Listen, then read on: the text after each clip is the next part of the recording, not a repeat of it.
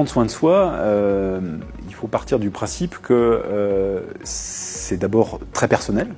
Néanmoins, ça répond à un certain nombre de piliers, les 4 piliers de la santé sur lesquels il faut s'appuyer. Et ces 4 piliers qui sont le sommeil, le premier, ou la récupération. Le deuxième, c'est l'alimentation. Le troisième, l'activité physique. Alors je ne parle pas de sport, je parle d'activité physique. Et puis avoir le moral, une bonne santé mentale. Prendre soin de ça, c'est avoir conscience déjà qu'il y a ces 4 piliers, qu'il faut travailler sur ces 4 piliers au quotidien. Et équilibrer ces 4 piliers. Et quand on équilibre ces 4 piliers, on prend soin de soi, donc on va bien.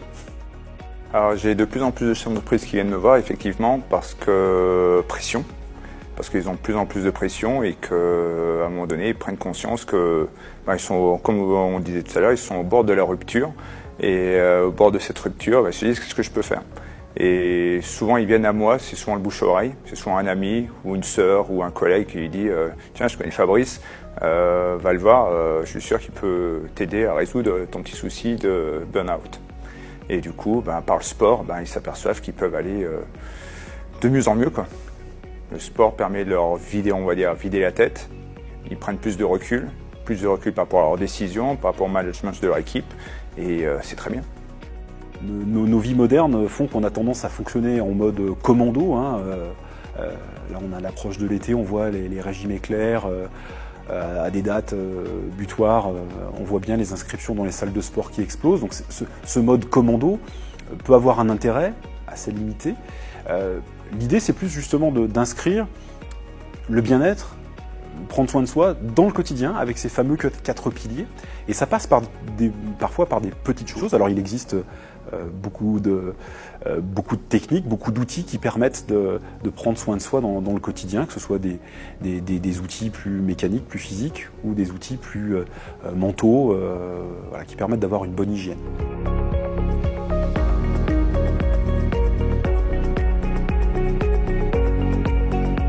C'est très prenant, oui et non. C'est très prenant si on ne le met pas dans son planning. Mais si, ne serait-ce que le rendez-vous qu'on a avec un coach ou un autre rendez-vous qu'on a, faut le gérer comme un rendez-vous client. Si on attend d'avoir un moment de creux pour faire du sport, on ne le fera jamais. Parce que la vie d'entreprise, qu'on ramène à la maison, la vie de famille, on ne s'arrête jamais, quoi. Aujourd'hui, on demande à un homme et même à une femme d'être des superman, des superwoman. C'est d'être parfait sur tous les plans. Et aujourd'hui, si on n'a pas une soupape de sécurité pour dire pendant 1 heure, je pense à moi, je fais du sport, et c'est cette heure-là, et j'en déroge pas, on n'y arrivera pas. Il faut vraiment se placer ça dans son planning en se disant cette heure-là, c'est pour moi. Et je sais que je pourrais prendre du boulot à la place, je sais que je pourrais prendre des rendez-vous, non, c'est pour moi. Il n'est pas aisé de se dire tiens, là j'ai 5 minutes, je vais regarder quels outils j'ai pour pouvoir me faire du bien, me soulager, prendre soin de moi, me relâcher la tête. C'est un peu prendre le risque du fameux régime où on va le faire 10 jours et puis on arrête. Non, l'idée c'est probablement de passer par une routine en se disant oui, voilà, tous les matins je prends 5 minutes. Tous les midis, je me fais un repas tranquille et d'aller expérimenter de nouvelles approches, de nouvelles choses.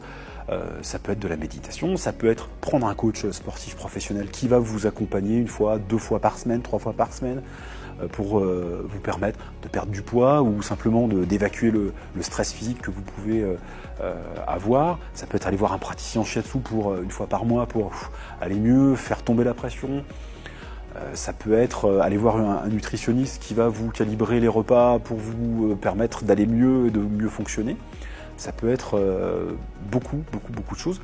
Constituer j'aime bien le terme de caisse à outils zen d'urgence avec divers outils. Trouver une routine qui nous convient, qui vous convient, mais s'y tenir.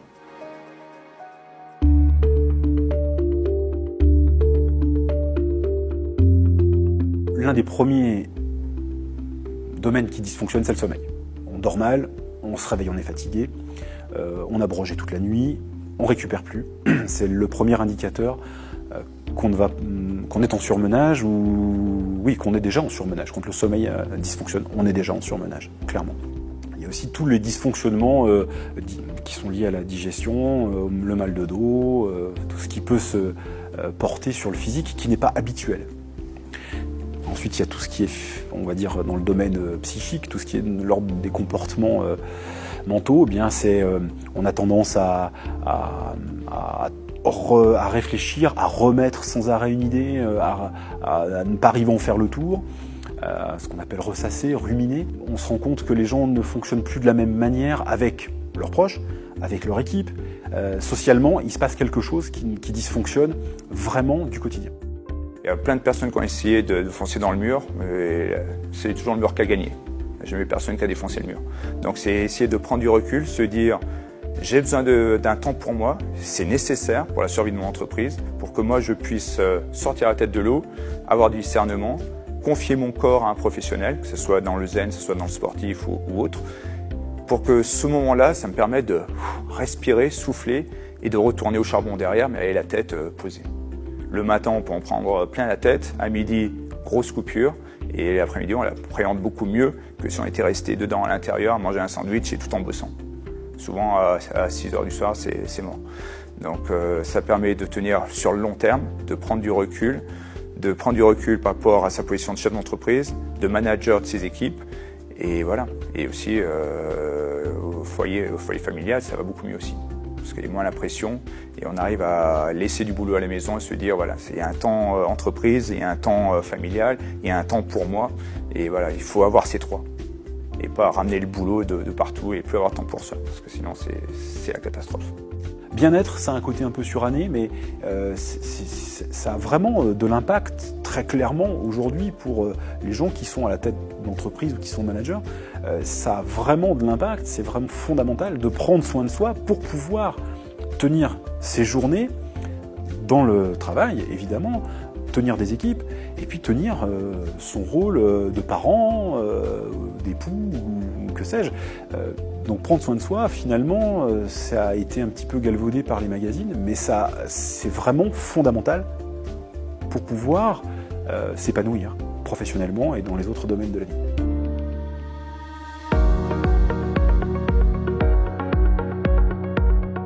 Pour reprendre une activité sportive, il peut y avoir deux cas. Soit la personne veut s'intégrer dans un groupe, donc c'est s'inscrire dans un club type corps collectif, soit faire appel à un professionnel comme moi, en type coaching, où il va pouvoir travailler à son rythme. Parce que prendre ses baskets et courir tout seul, c'est compliqué. Si on n'a jamais fait de sport, si on n'est pas motivé plus que ça, c'est souvent les gens lâchent. Les gens lâchent facilement, soit parce qu'ils en ont marre d'être tout seuls et ils ne savent pas quoi faire tout seuls, soit parce qu'ils se font mal. Et souvent, c'est la blessure.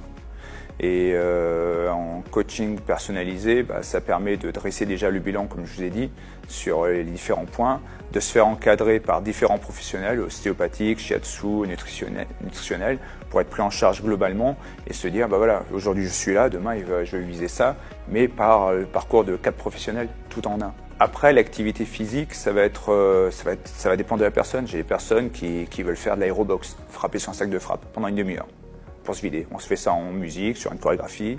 Il y en a, c'est du pilates. Donc pendant une heure, on fait du pilates pour se renforcer, pour se concentrer sur eux-mêmes.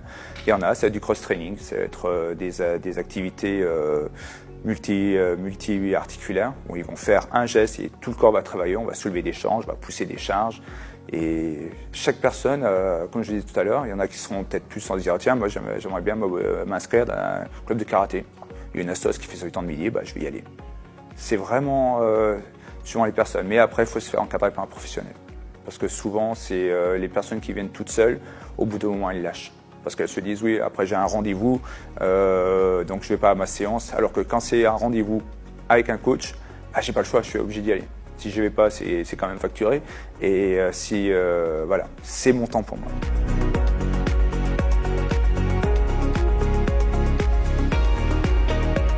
En outil qu'on retrouve fréquemment et qui fonctionne, c'est la respiration.